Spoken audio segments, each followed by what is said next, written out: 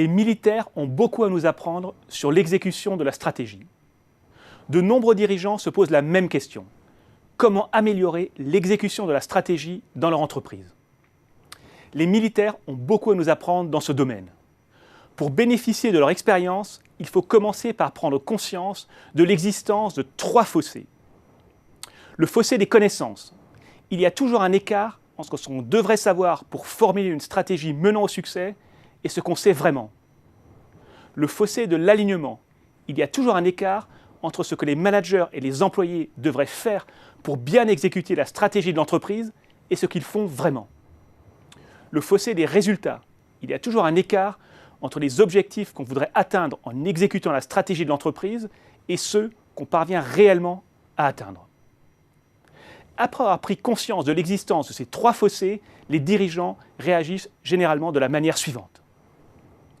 Ils collectent le plus d'informations possible pour combler le fossé des connaissances. Ils donnent les instructions les plus détaillées possibles à leurs managers et à leurs employés pour combler le fossé de l'alignement.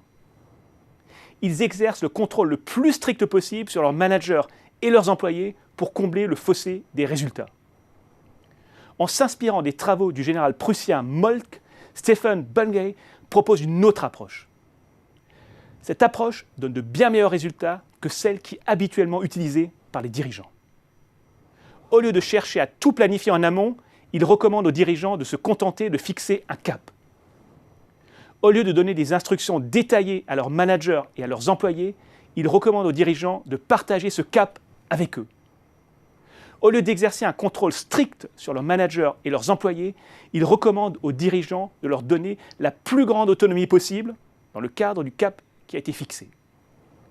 En bref, la stratégie militaire nous rappelle qu'il ne sert à rien de vouloir tout planifier ou contrôler.